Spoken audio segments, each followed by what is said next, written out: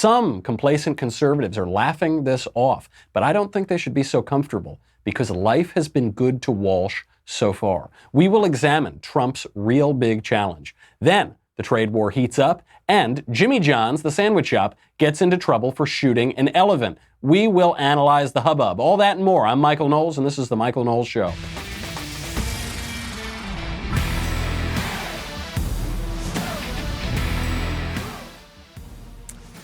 Joe Walsh has announced that he will run against President Trump in 2020. Let's take a look at his big campaign announcement. I have a mansion, forget the price. Ain't never been there, they tell me it's nice. Walsh reportedly went on to boast, quote, "I live in hotels, tear out the walls. I have accountants, pay for it all. They say I'm crazy, but I have a good time. I'm just looking for clues at the scene of the crime. Life's been good to me so far." I'm just receiving word now. President Trump is not being challenged by former Eagles guitarist and Rock and Roll Hall of Famer Joe Walsh. He's actually being challenged by a squishy one-term congressman. I'm very sorry for the confusion. Here is former Congressman Joe Walsh announcing his Republican primary campaign for president. And Joe Walsh joins us now. Good morning. Hey, George. Good to be with you. Have you reached a decision? Yes, and it's great to be with you. I'm going to run for president, and I'm happy to be on your show announcing my candidacy. George, no surprise, we've got a guy in the White House who's unfit, completely unfit, to be president. And it stuns me that nobody stepped up. Nobody in the Republican Party stepped up, because I'll tell you what, George, everybody believes in the Republican Party. Everybody believes that he's unfit. He lies every time he opens his mouth. You say that. You say everybody believes he's unfit, but one of the things the White House points to, and the president points to often, is just about every poll shows more than 80% support for the president among Republicans. They don't have an alternative. I'll tell you what, George, and look, I'm running because he's unfit. Somebody needs to step up, and there needs to be an alternative. The country is sick of this guy's tantrum. He's a child. Again, the litany, he lies every time he opens his mouth. Look at what's happened this week. The president of the United States is tweeting us into a recession. I can tell you, George, that most of my former colleagues up on the Hill, they agree privately with everything I'm saying. But then how publicly. do you explain why they Because stand they're afraid. behind him so strong? Because they're scared to death. They're scared. That's why they're doing. Every Republican believes that President Trump is unfit for office. Except, well, I'm a Republican, and I don't think he's unfit for office. And I suspect many of you are Republicans, and I suspect many of you don't think he's unfit for office. And actually, he's got really, really, really high approval ratings among Republicans. But at least Joe Walsh doesn't think that he is fit for office. He also goes on. I mean, this is the issue. What's the alternative? Because he goes on. He says, President Trump is having temper tantrums. He's behaving like a child. He's a little crazy child. You are doing what you are accusing President Trump of doing. When you say, he's behaving like a child, he's calling people names, that little child, that little temper tantrum, you are calling him names. You are speaking without any pointing to evidence, without citing any facts. You're just name calling. And actually, in the case of his first opening salvo, the statement he's making, I am running for president because, that statement is a lie. You said, I am running for president because everybody in the Republican Party opposes Donald Trump. That's an obvious lie. It's demonstrably untrue. First of all, the Republicans nominated him for president. Then they elected him president. Now, all of the polls show he has actually very strong support among Republicans. So if you're running because you think he's a liar, why would I vote for you? You are obviously a liar as well. That's your opening call. Joe Biden fell into this same trap. Joe Biden, when he launched his presidential campaign, the first line of his campaign was about how President Trump called neo-Nazis good people in Charlottesville. And Joe Biden is going to restore character and integrity because he's not going to lie to you and he's not going to be a vicious bigot such as that. What character? Your first line to the American people is a lie. What is the alternative? When we look at this guy, Joe Walsh, frankly, I would rather the Eagles guitarist be the nominee rather than this one-term congressman. When you look at him, you have to ask, why would anybody believe that this guy is better suited to be president than Donald Trump. I'm not saying Trump is the greatest president in the history of the world. I'm not saying he's the be-all and end-all. I'm just asking, why is this guy any better? There's another Republican running against Trump. It's a so-called Republican. He's not a real Republican. Bill Weld, former governor of Massachusetts.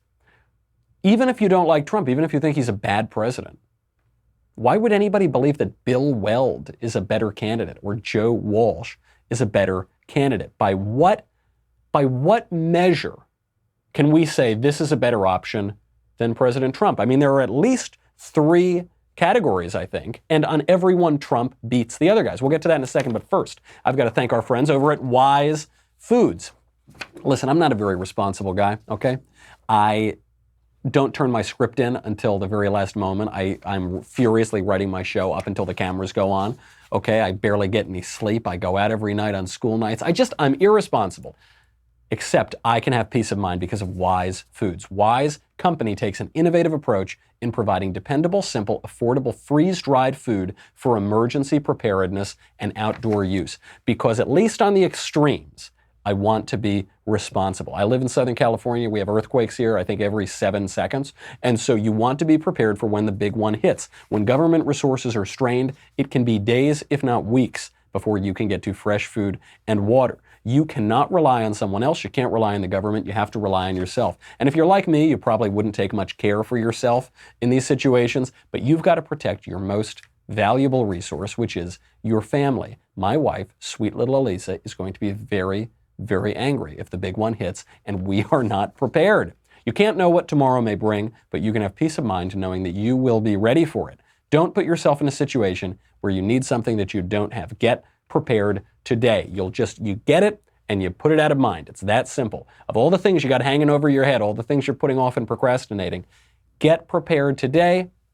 Put it to the side. You don't have to think about it again. This week, my listeners can get any Wise emergency or outdoor food product at an extra 25% off the lowest marked price at wisefoodstorage.com when you enter Knowles, Knowles, at checkout, or by calling 855-453-2945. Plus, shipping is free. Wise has a 90-day, no questions asked return policy.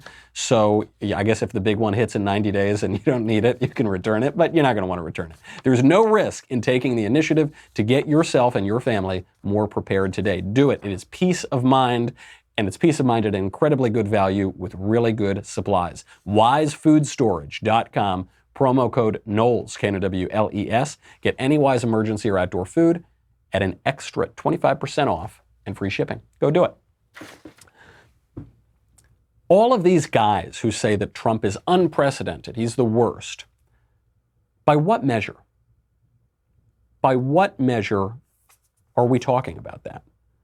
You know, if you look at the economy, President Trump's been president for what, 2.5 years now?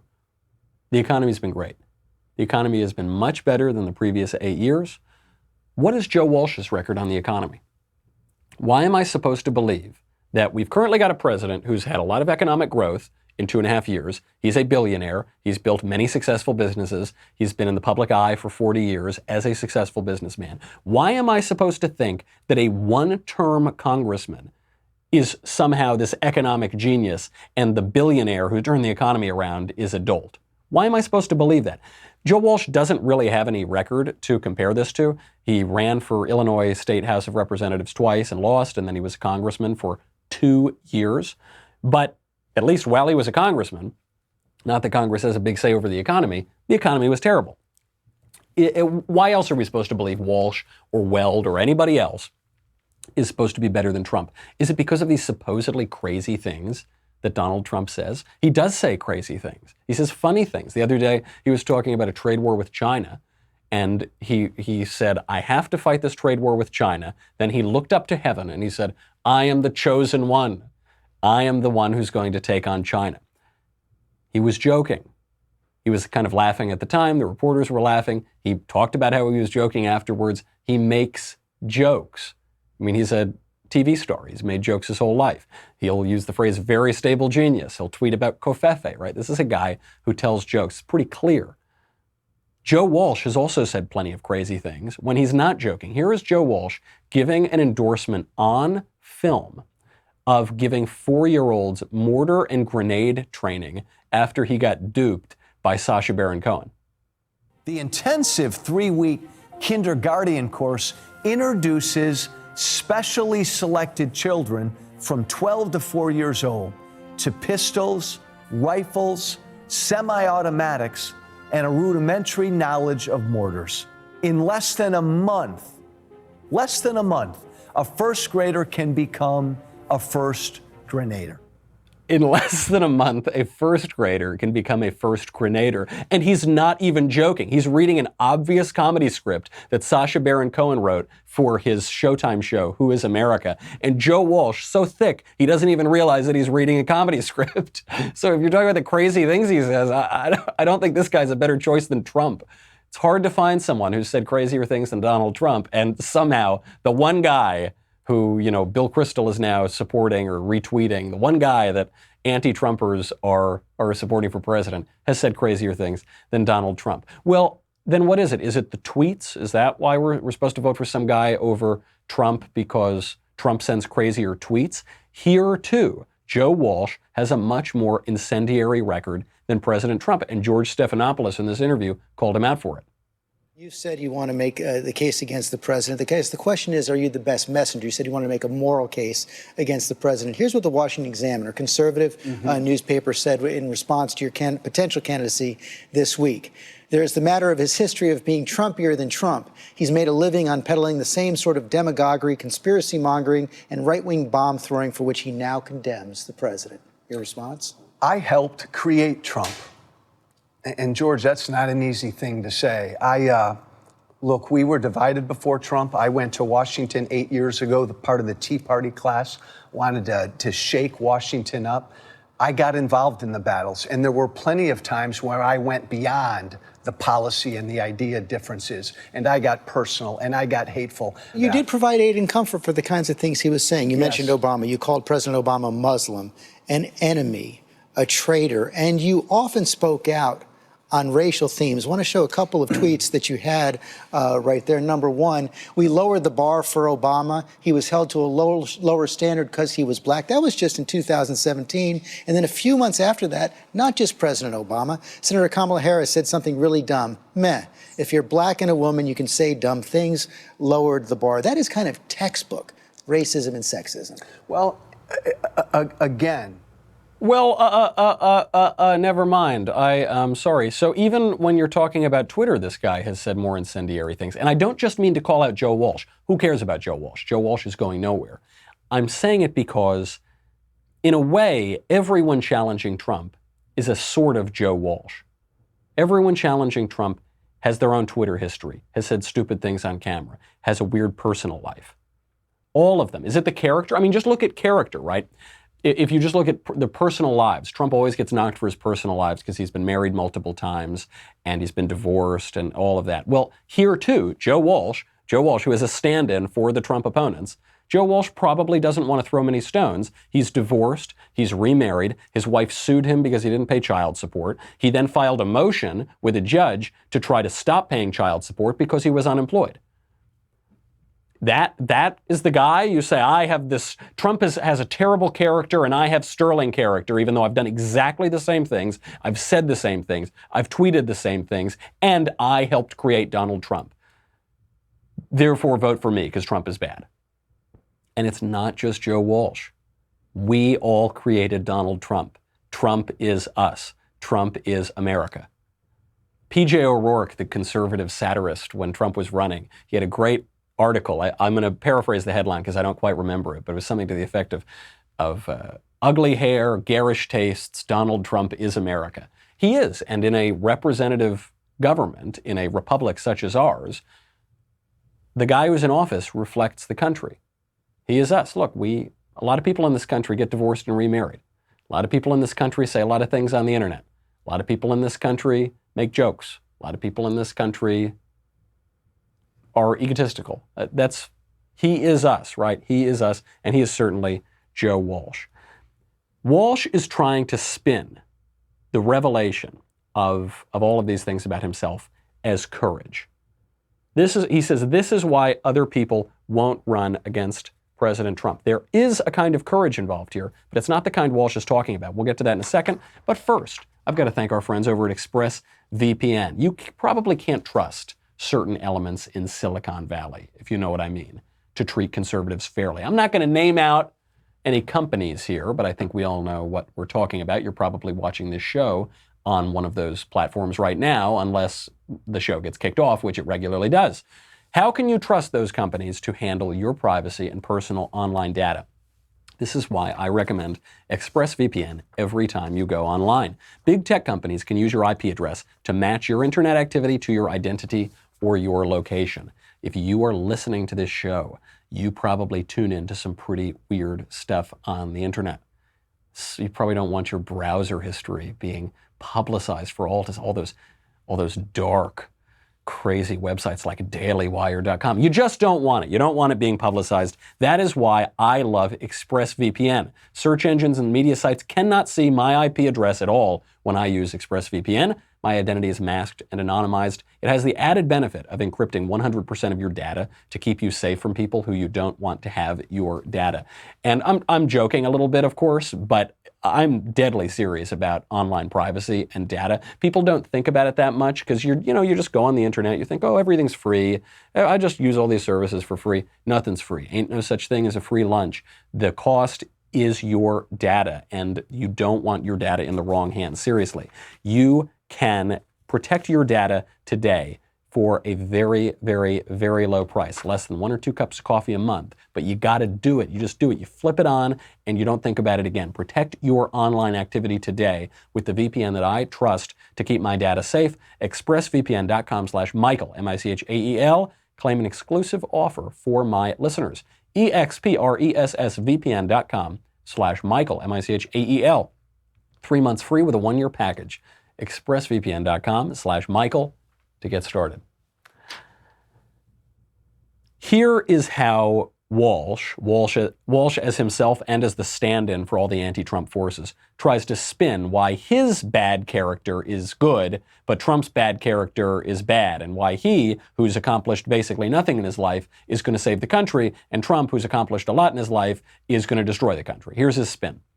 Look, George, this isn't easy to do. I just sat down with you and said, I'm going to run for president. I'm going to challenge this guy. I'm opening up my life to tweets and attacks. Everything I've said and tweeted now, Trump's going to go after, and his bullies are going to go after. You ready for it? Yes, I'm ready for it. Right. There is courage involved in running for office. There actually is. You open yourself up to all these attacks, but Trump has already demonstrated that, right? It's kind of a wash. It's easy to preen from the sidelines, but when you actually compare yourself, it's a little bit tougher. You might find out, like Joe Walsh, you're not that much more virtuous than Donald Trump. You're not anywhere near as impressive as Donald Trump. You might find out that the narrative that Trump is the worst guy in the world is maybe just that. It might just be a contrived narrative. And Walsh is not the only one who's doing this kind of stuff. Trump is also being challenged in hysterical terms from everyone from the far right to the far left and the center right and the center left. Here is Bret Stephens speaking on Meet the Press in even more hyperbolic terms than Joe Walsh. The real issue for Republicans is simply to call out the fact that the president does not stand in any way for the traditional conservative economic principles that have defined the party for the better part of the last 70 years. So what he just said is not true.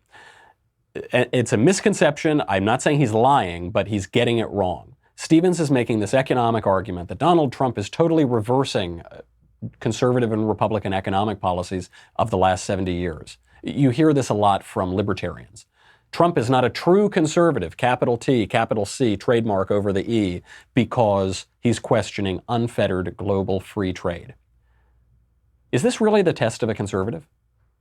Are you serious? Maybe it is the test of a conservative, but it's probably not in the direction that Bret Stephens and the libertarians want it to be in. The historical record is pretty clear. The GOP was founded as a protectionist party. It was founded in large part to oppose unfettered global free trade. Abraham Lincoln, the founding president of the Republican Party, said, quote, "Give me a tariff, I'll give you the best nation on earth." By the way, I'm not making an argument against free trade right now. I'm not making an argument for tariffs. I'm making an historical observation that the GOP and conservatives generally have not always been the party of unfettered global free trade. Actually, they've only embraced that fairly recently and for a short period of time. Russell Kirk, who wrote The Conservative Mind, he identified free trade as one of the great threats to conservatism.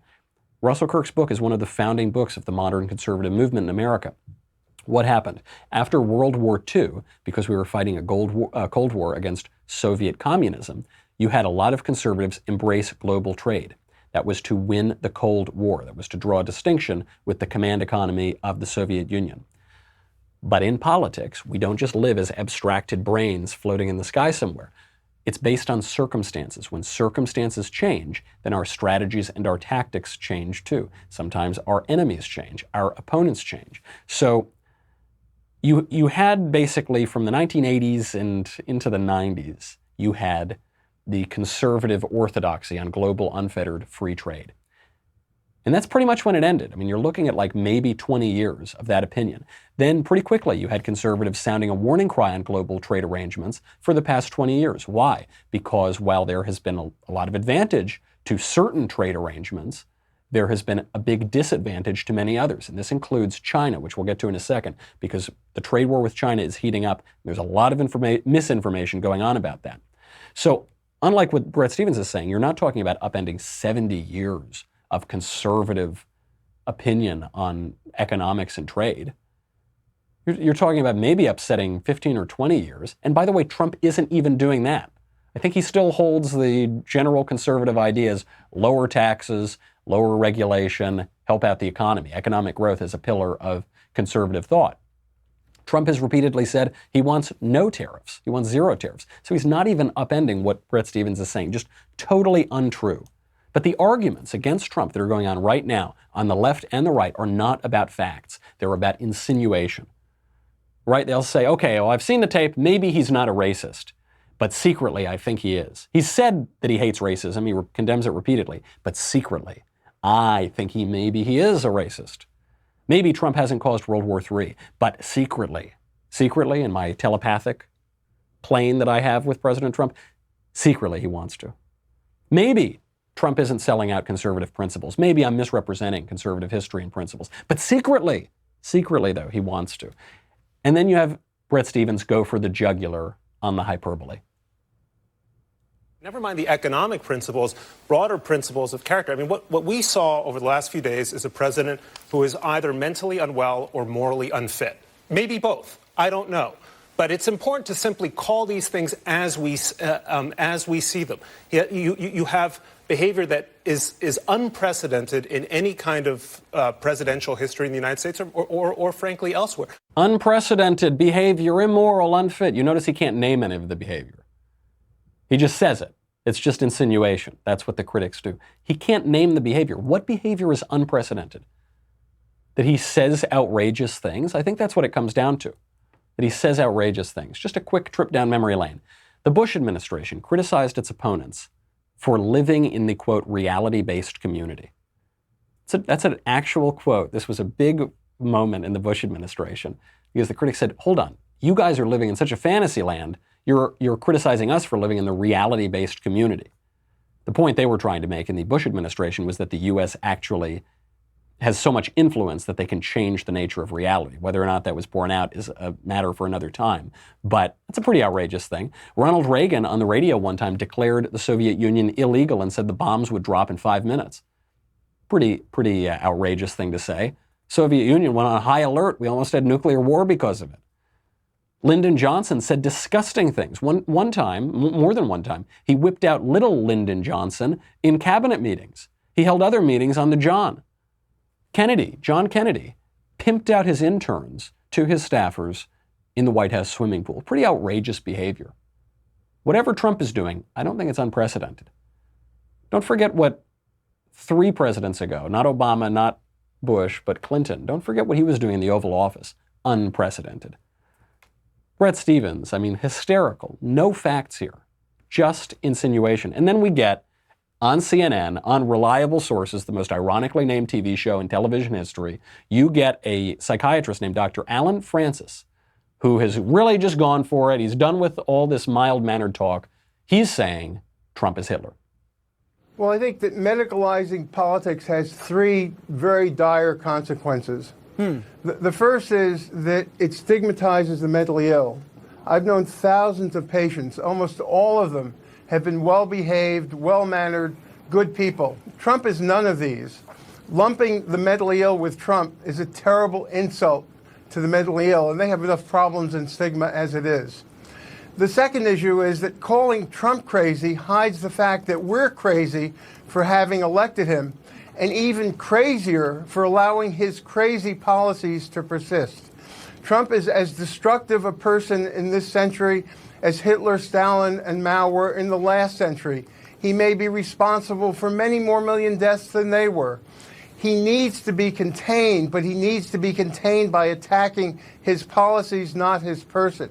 And there you have Brian Stelter looking really, really serious while he's making this crazy point. Obviously, the political point he's making is very stupid, but the meta-political point that he's making, the point about how we talk about politics, is actually a good point. And this is what it comes down to. This is what the big challenge for Trump comes down to.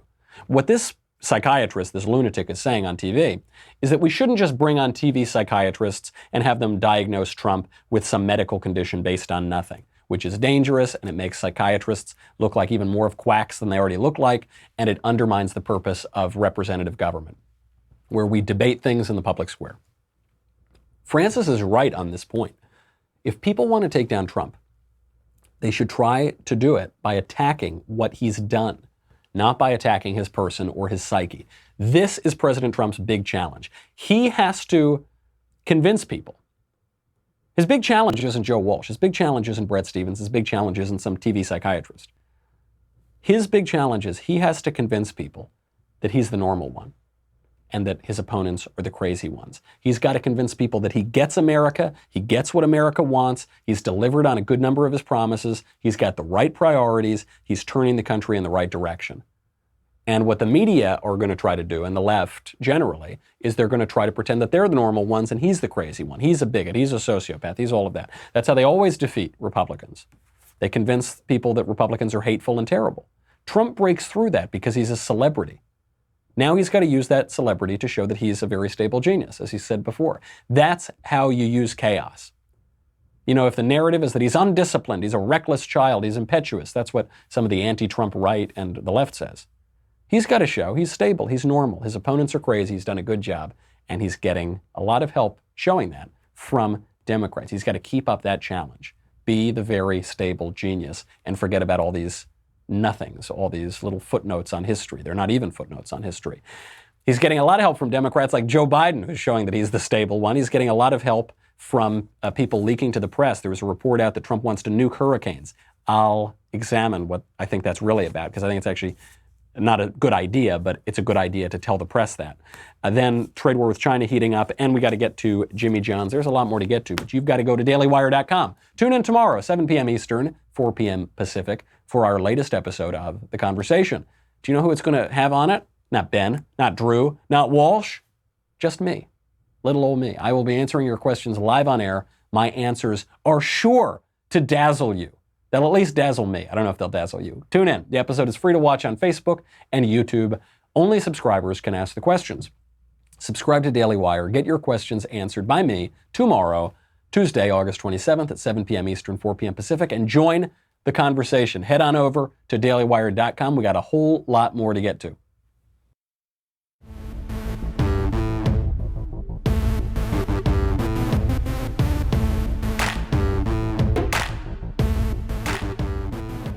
Trump's getting a lot of help showing that he's the normal one from Democrats, including the leading Democrat of 2020, Joe Biden, because Joe Biden is showing that he's senile. I don't mean that to throw bombs. I just mean the guy is losing it. Here is Joe Biden over the weekend in New Hampshire, explaining, of course, how happy he is to be in Vermont. I'm back. I've been here a number of times. Last time was, I think, all the way back in 2014, but I've been here before that. I love this place. Look, what's not to like about Vermont in terms of the beauty of it? And what a neat town. This is sort of a scenic, beautiful town. The mayor's been a good guy, and everybody's been really friendly. I like Keene a lot. He's not in Vermont, and Vermont is not a town, it's a state. He somehow managed to screw up every single thing he said in that statement. Been here a lot of times, been to Vermont, been here how many times? 3 Joe times. He's not looking great. And it's not just Joe Biden. I don't just want to pick on him. It does tell you something. The front runner of the Democratic primary is losing his marbles, but it's not just him. Here's a DNC speaker, William Barber, explaining how socialism is endorsed by both the Constitution and the Bible. We embrace moral language. We must ask, does our policy care for the least of these? Does it lift up those who are most marginalized? He's got kind of a strange outfit on anyway. That's already got you a little bit on guard. Justice. That is the moral question. If someone calls it socialism, then we must compel them to acknowledge that the Bible must then promote socialism. Is that right? I'm not so sure about that. Reverend? Is he a reverend? I don't know. Because Jesus offered free health care to everyone and he never charged a leper a copay. Yes, God healed the sick. The Messiah healed the sick. I don't think he upended the Roman healthcare system, though. It's time for us to say, if you want to have a moral debate, bring it on, baby. The Bible says that the nation will be judged by how it treats the poor and the sick and women and the immigrant. The Bible says that God makes it rain on the just and the unjust alike. If you want to call caring for folks socialism, then the Constitution is a socialist document because it calls us to promote the general welfare and to establish justice. What on earth? He's just saying words that don't seem to me. He says, the Constitution is socialist because socialism is good and the Constitution says it should be good. So, checkmate, capitalists. The Bible says that it will rain on the just and the unjust alike, which is an observation about the nature of reality, that good things happen to bad people and bad things happen to good people. Socialism, ha, gotcha. Checkmate. Christians, checkmate. Constitutionalists, what on earth does that mean? He's not saying anything other than socialism is moral. And I mean, we could debunk the Christian argument, the constitutional argument for a long time, because all of these people who I suspect have never cracked so much as the spine of a Bible once in their lives, when they talk about how Jesus was a socialist, they never mention the scene when Jesus rebukes his apostles because they don't want him to use expensive perfume on his body. They want him to sell the perfume and give all the money to the poor. And he says, the poor will always be with you, but I will not always be with you. Give me the nice perfume. They seem to forget that scene. They seem to forget the parable of the talents, which I refer to as the parable of the hedge fund manager, where the good master rewards the guy who got a good return on his investment, and he casts the unprofitable servant into outer darkness where there's weeping and gnashing of teeth. You could go on and on and on. As for the Constitution, it's unbelievable. Obviously, there's nothing in the Constitution that would even remotely suggest socialism. So they just have to go and they say, in order to promote the general welfare, which is in the preamble, and they say, see, and I think socialism promotes the general welfare, so there you go. I mean, that kind of craziness turns people off. And so I think President Trump is having a decent time showing that he's a normal one. He's got to keep that up. And one way he's doing it, by the way, speaking of crazy stories, is pretty counterintuitive, but I like it. And nobody has given this read on it, as far as I can tell. President Trump is pushing back today on reports that he wants to nuke hurricanes. This story came out on Sunday that Axios reported that Trump wants to nuke hurricanes. Here's the report. Quote, Trump said, I got it. Why don't we nuke them? According to one source who was there. They start forming off the coast of Africa as they're moving across the Atlantic. We drop a bomb inside the eye of the hurricane and it disrupts it. Why can't we do that? The source added, paraphrasing the president's remarks. Then the source allegedly said, you could hear a gnat fart in that meeting. People were astonished. After the meeting ended, we thought, what the F? What do we do with this? The source told Axios. And then Trump dismissed these claims this morning on Twitter. He said, quote, the story by Axios that President Trump, he refers to himself in the third person, of course, the story that President Trump wanted to blow up large hurricanes with nuclear weapons prior to reaching the shore is ridiculous. I never said this, just more fake news. So what's going on? Did he say it? Maybe. I'm not convinced he didn't say it. Does he really want to nuke hurricanes? I don't think so. He benefits from pretending that he's crazy and from people thinking he's crazy. I don't think we have any evidence that the president would use a nuclear weapon to stop a storm or ever use a nuclear weapon. But I think he may have said it. Why? I think he may have said it to identify leaks. Because what would it benefit Trump to say this, especially if he's not going to do it? It would benefit him to say it because depending on who's in the room, he could make that statement and then assume that it's so outrageous that it would leak to the press. And then you can tell because the source is being quoted here. So it's not just that it's on background. They're actually using the direct quote. From that, it could help to identify leaks. The White House has been incredibly leaky, and the White House has also gotten better and better at governing itself. There was so much chaos early on. It's brought there has been more order brought to the White House since those early days.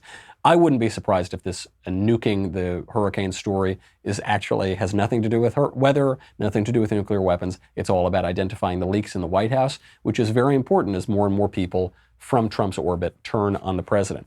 Now, speaking of something that actually matters, we've got to get to China. This trade war has been so misrepresented. Most people have no idea what's going on. Part of that is because trade negotiations are extremely boring and they're extremely complicated and all shallows are clear. And if you think that there is a simple answer to our trade relationship with China, you are completely out of your mind.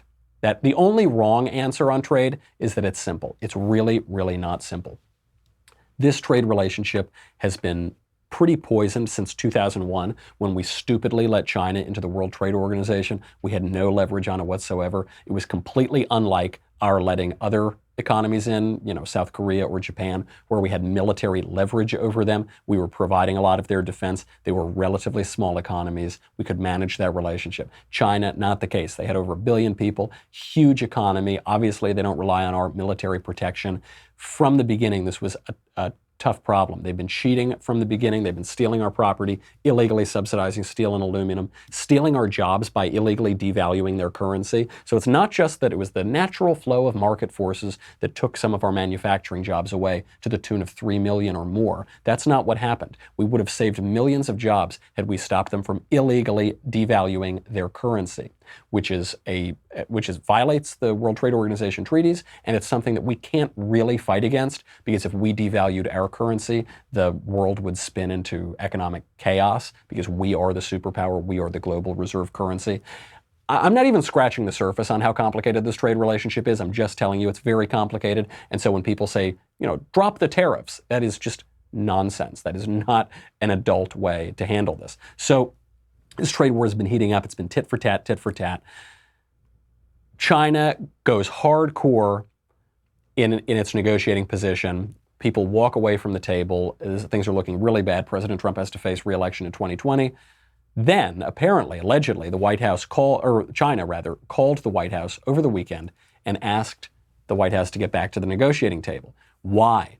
Because President Trump said, rather than backing down on the tariffs, which he also signaled he might do, that he would raise the existing duties on $250 billion worth of Chinese products to 30% from 25% starting on October 1st. He also said that tariffs on another $300 billion of Chinese goods would take effect on September 1st, and they would now be 15% instead of 10%. So he just, at the moment when it seems like he's going to back down because it's hurting his own base, it's going to hurt him in re-election, he says, nope, I'm going all the way, baby. I'm turning the Kofefe up to 11. Guess what happened? The Chinese yuan fell to an 11-year low against the dollar. And China, it looked like the U.S. was going to blink. Now it looks like the U.S. isn't going to blink. China perhaps is blinking. This is a huge win for the United States. It doesn't solve the problem. It's not even close to solving the problem. It just shows that we're moving in the right direction. And the left is furious about that. Here is the CNBC headline. This is the CNBC headline reporting on this latest turn. Chinese newspaper editor debunks Trump's trade war claims, says China didn't change its position. Oh, okay. Well, if the Chinese newspaper editor said, what newspaper was that, by the way? Okay, let me see. Hu Jixin is editor-in-chief of the Global Times, a tabloid under the People's Daily, which is the official newspaper of Communist China. It's the official party newspaper. Oh, you're saying that the Chinese government disagrees? The Chinese government doesn't want it to become clear that the U.S. has just won its position on the trade war? Wow, I wouldn't have expected that. Thank you for reporting that, CNBC, for carrying the Pravda of China and their propaganda against the United States. It's ridiculous. This is good news. I mean, I hate agreeing with Chuck Schumer on anything. The only place I've probably ever agreed with the guy, two places, on the Iran deal and on this trade war with China. He said not to back down. It requires a lot of political courage for President Trump not to back down on this issue. But it's very important that he doesn't. I think if he does blink, if he does back down, actually it will hurt him in the 2020 presidential election because it will show he's weak, and he's weak on one of the biggest issues facing our country and one of the biggest issues he talked about on the campaign trail. The other reason I think he shouldn't back down is I think he's going to win. And I don't think that Americans are going to vote based on bean counting. I don't think that we're going to vote because GDP is a little bit lower. If we go into an all-out recession, we might have some trouble in re-election. But otherwise, people want to win. They want to solve this problem. They want someone to fix it. Neither party has done it for 20 years. And they want Americans to be respected, American jobs, American manufacturing. They want to make America great again. This was Reagan's call in the 80s, actually pursuing similar policies. This is Trump's call now. I think it'll work. You got to stay strong. He's done a good job so far. It's probably the highlight of his administration, even though some nervous Nancy's on the right who are clutching their pearls and who are nervous that their stocks are going to tick down a few days out of the week are saying that he should give up and let China eat our lunch. Terrible idea. Speaking of eating lunch, I got to close today on Jimmy John's, one of my favorite sandwich shops. Huge fan of Jimmy John's. Now I'm sort of even more a fan of Jimmy John's because the founder of Jimmy John's, Jimmy John Liautaud, I didn't know his name was Jimmy John, but that's great. I really like that. He was caught in a photo hunting. And this is causing calls for a major boycott on Jimmy John's, one of the great sandwich shops. Part of the outrage is that he was hunting an elephant, and people don't want you to hunt elephants. Now, this crops up every time someone goes and hunts big game. The hysterical left, the environmentalist left, the backwards left throws a fit about it. They don't point out that big game hunting is actually serving the purposes of conservation because it costs tens of thousands, if not $100,000, to buy the licenses to kill these animals. These animals are usually not reproducing anymore. In some cases, like when you're hunting rhinoceros, they're actually taking a toll on the population because they're not reproducing and they're harming younger animals who could be reproducing. None of that is included. None of that is mentioned. That the conservation movement was founded out of a love of hunting. None of that is met. It's just the emotional appeal. How awful it is to kill a beautiful elephant. I love elephants and it's terrible. It's good to hunt certain elephants. It's a good thing. It's not even just an okay thing. It is a positive good. Because you can protect other elephants. We need to shoot the elephants so we can protect the elephants. We need to protect the elephants so we can shoot the elephants. Just to show you the moral backwardness of this, you have Mark Hamill, Luke Skywalker, tweeting out, thumbs up to a boycott of all Jimmy John's restaurants, with apologies for posting this obscene photo. It's the obscene photo of the owner of Jimmy John's with the elephant. A few months ago, it came out that Mark Hamill sent aggressive text messages and notes to his son's girlfriend, begging her and pressuring her and intimidating her to kill her child because Mark Hamill's son knocked up the girl, and Mark Hamill insisted that the girl go to an abortion clinic and murder her own child, his own grandchild. That would be good. And he was saying how awful it would be if she wouldn't do that. This is a grown man, a millionaire actor, pressuring some poor girl to kill her own child, his own grandchild. That's a good thing. But the idea of killing an old elephant is unthinkable, unspeakably immoral. This is the moral backwardness of the left. They hate people. They love animals. They hate conscious beings. They love unconscious beings. I love elephants. Elephants are my favorite animal. It's the only animal I want to go see at the zoo. I like appreciating the beauty of elephants. If an old elephant is going to die anyway, no one here gets out alive, I'd much rather some hunter goes out and kills it and gives a lot of money to conservation, then cuts the thing's head off and puts it on the wall, and I get to admire the beauty of the elephant head. I'd much rather do that. I'd also much rather protect human beings. I think that's a good thing to do too. But we're in a culture that is very confused. I can't even say it's just the fault of materialism. It's just the fault of atheism. It's just the fault of environmentalism. It's not. Because It's so confused, it doesn't make sense. If we're all just meat, if we're all just clumps and blobs of cells, then it doesn't matter if I kill the elephant, and it doesn't matter if I kill the baby.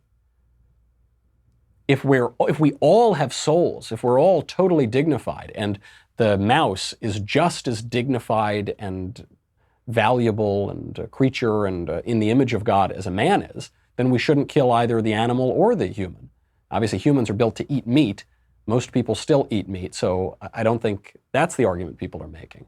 Then there is the traditional argument that man has dominion over the sea and over the air, that man is a steward of his natural environment, that all the animals are here for us to be stewards of, that the animals are here for our pleasure, for our enjoyment, and we don't want to be cruel, and we don't want to be gluttonous, and we don't want to ravage our environment, but we want to protect it for us. That's the traditional idea. And that's the only idea, it seems, that everyone agrees we need to get rid of.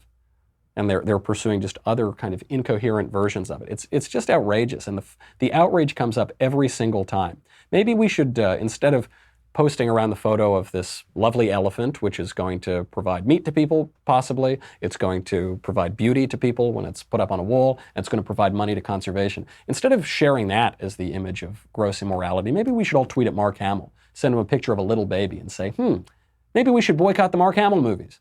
Maybe we should boycott the Star Wars movies for a genuinely immoral act compared to this moral confusion on the question of environmentalism and beautiful animals. That's our show. That's a big challenge, not just a big challenge for Trump. It's a challenge for all of us. We are in a representative government. We are in a republic. The government reflects us. We are the government. We are the people. If you want to make a change, you got to change yourself. If you want to make sense, you got to make sense yourself. If you want to recapture a culture that will make America great again, that starts with you. A big challenge, not just for Trump, but for all of us. That's our show. Come back tomorrow. In the meantime, I'm Michael Knowles. This is The Michael Knowles Show. See you then.